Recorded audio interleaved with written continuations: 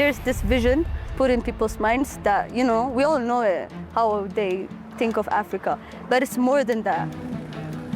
The city that we got, even the soil is tasty and the weather is great. ይህን እድል እነሱም ቢያገኙ ደስታዬ ነው። አገሪቷን ለማሳደግም ደግሞ ሆን ብለው ተነስተዋል። I think I blame Unitarian because what they're doing is really good, you know, reflecting on the bad things and trying to change it. But they also should show the positive side of everything. For many people outside Ethiopia, our country exists as a single story. A story told over and over again. Let's talk about Ethiopia. Things could deteriorate. Of crisis, of lack, of people in need. But what if that story is incomplete?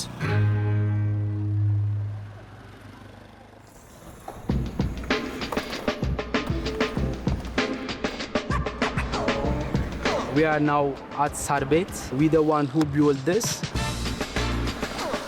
When we start skateboarding, there was no skateboarder at all. When we skate in the street, every kids, they want to try. Everybody asks us, oh, can I skate, can I skate? Every kids ask us. So we come up with a plan. We have to get more skateboard and we have to skate together. It's like freedom. When the air hit my face, it will take out everything from backside.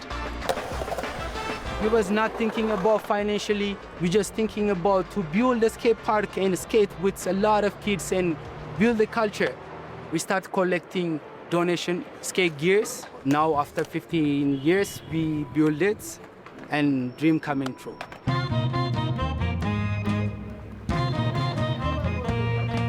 በጎ ፈቃደኛ ነኝ። በበጎ ፈቃደኝነትም የሆነ ጥቅም ኢንካም አግኝቼ ሳይሆን በበጎ ፈቃደኝነት ብቻ በጣም ደስተኛ ነኝ። ምክንያቱም ሰውን በመርዳት በጣም ደስ ይለኛል። ሰውም የሰው ምርቃት አለ ሌላ ነገር አስቤ ሳይሆን ይሄን እየሰራው ነውና በጣም ደስተኛ ነኝ።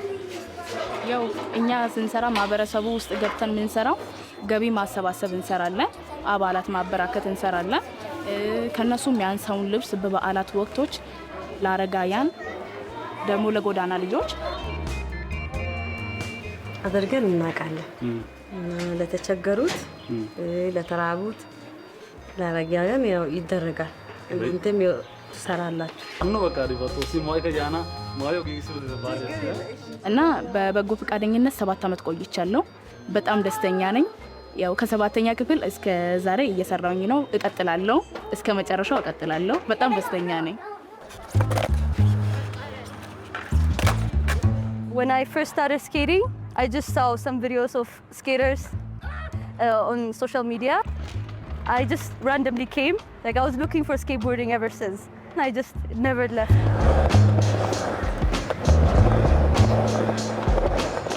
There were like 3 or 4 girls back then. From the society, it was weird because they have never seen girls skate. And it was really hard for them to accept that. Especially when we skate on the streets, when we cruise. They sometimes call us names. We just randomly decided, why don't we create a team with better environment for the girls? One day we sat and with my friends and just created that. When you skate together, it feels safe.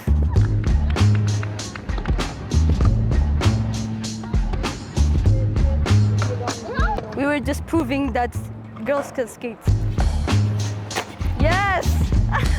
I count that. We started posting more skate videos, wearing traditional dresses.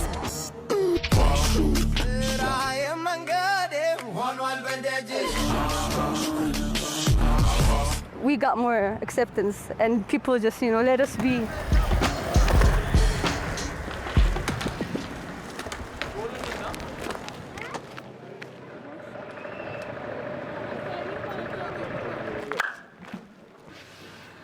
ያው የወጣት በጎ ፈቃደኞች ሮሜሄድ ይመስላል። በትንሹ ቤተ መጻሕፍት እዚህ ጋር እንደምታዩት ትናንሽ መጽሐፎች አሉ። ለወጣት መዝናኛ ተብሎ የተሰጠረ ቲቪ አለ።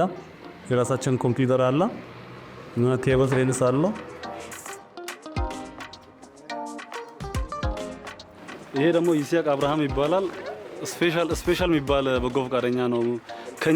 ከኔ ይበልጣል። እኔ 9 ዓመት ብያለሁ። እሱ ወደ 10 ዓመት ምናምን ያስቆጠረ በጎ ፈቃደኛ ነው። ህልሜ ያው እኔ በዚህ ሰዓት አሁን ተማሪ ነኝ። ተምሬ ወደፊት ደግሞ ስራ ይዤ ቤተሰቦችን ማስደሰት ነው የምፈልገው። ከዛ ባለፈ ደግሞ የምሰራው በጎ ስራ ስለሆነ በቻልኩት በአቅሜ በጎ ስራ መስራትና እናት አባቶችን ችግሮችን መርዳት ነው አላማዬ፣ ሀሳቤ ይሄ።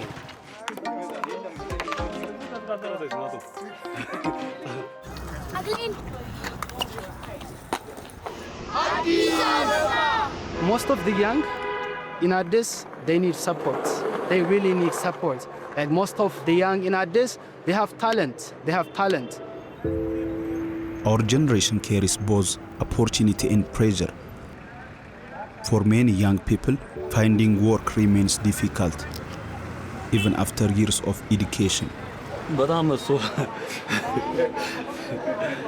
እሱ ነገር ለመግለጽ እንኳን ከባድ ነው። ያው ወጣት እንደ ኢትዮጵያ ላይ ወጣት በጣም ብዙ ነው። ያው ስራ እድል ፈጠራ ምናምን በጣም ላው ነው። አብዛኛው ከቤተሰብ ጋር ዲፔንድ ሆኖ ጥገኛ ሆኖ ያለ ወጣት ይበዛል።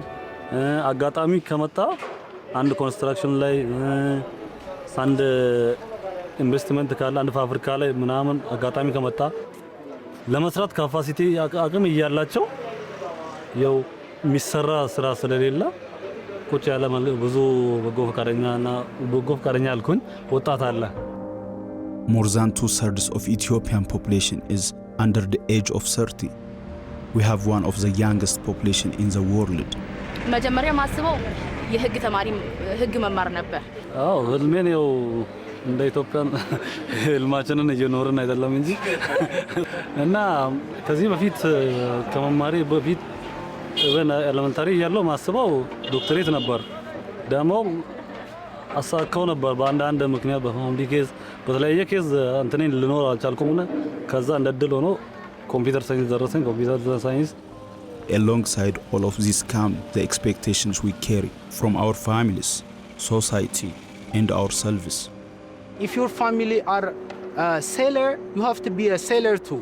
If your family is doctor, you have to be doctor too. It's like that's what they thinking in Ethiopia. It has hardships. Convincing your family to skate, convincing the society to skate. It was really hard to prove to my parents that I'm safe skating with my friends, with the girls. The society sometimes doesn't let you, go out there, and they just want things to go the traditional way. We are growing up in a country shaped by rapid change, economic uncertainty, and global challenges. ያው ስጋቱ ያው ዝናብ አሁን እየዘነበ ስላይደለ ንፋስም ስላለ ደግሞ የቴምፕሬቸር መጠኑ በጣም ሃይ ስለሆነ እሱ ነው። ደግሞ መንገድ ምናምን እየተሰራ ምናምን ስለሆነም ያው ስጋታችን በአቧራው ኬዝ ነው እንጂ ሌላ ስጋት ምናምንም የለንም። We witness the effect of drought and rising temperature in our communities. Climate change is making drought and floods more frequent.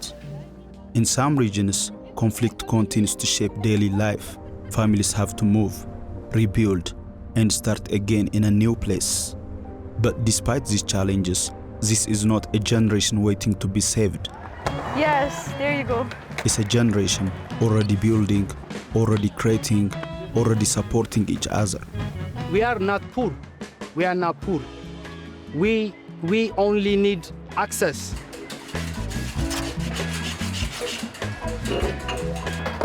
There is green, black in front and black in back too. I come up with a plan to recycle the borders by make them jewelry and sell them in the market, so we can get money and build the culture at the same time. በአመት ሁለት ሄደን ችግኝ እንተክላለን።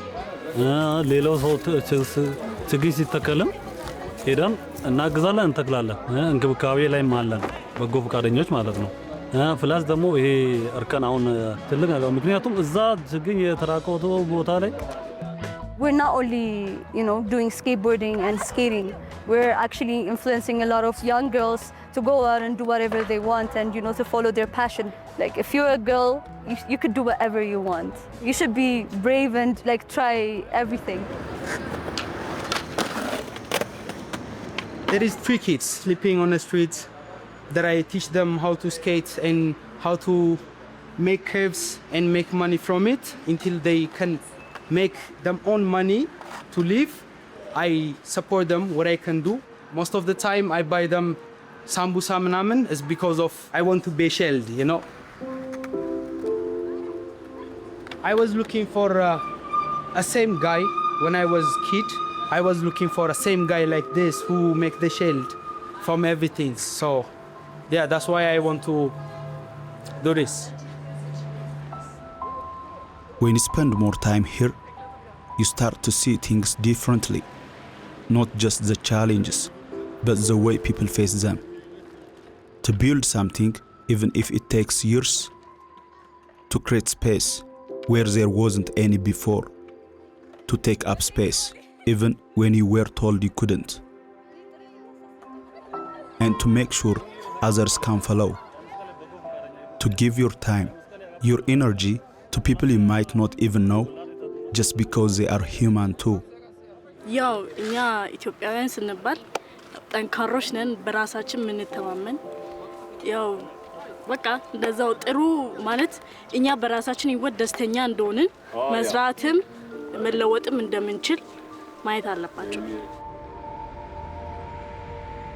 እናንተ ዞራችኋል እንደ ጥያቄ ስለ ዞራችሁ ያላችሁበት የማህበረሰቡ ካልቸር አለ በከፊሉም የተረዳችሁትን እሱን ለነሱ ብትተርጉሙ ወይና ብታሳዩ እዛ ላሉት አሁን እንደኛም ኢሜጅ ቢያንስ ካልቸር እንትን ባትሉም የአመጋገብ ዘይቤያችንን ያኗኗር ዘይቤያችን በከፊሉ ተረድታችኋል።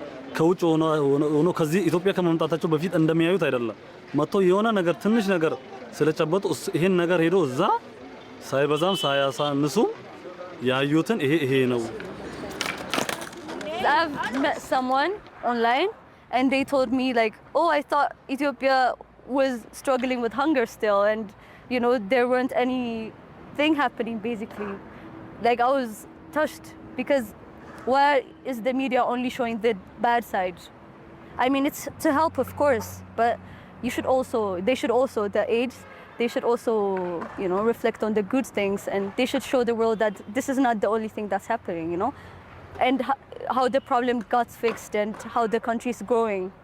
I'm very proud to be Ethiopian, really, yeah. When you stop looking for a single story about Ethiopia, you start to see our people, our pride, creativity and humor.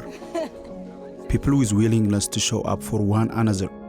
People who refuse to be defined only by their challenges. And who, every single day, are shaping the future of this country. I think people should come here. Yeah. Every people has to visit Ethiopia. We have ancient arts. We have our own colors. We have everything. Come to Ethiopia. Come skate. Yeah, come skate.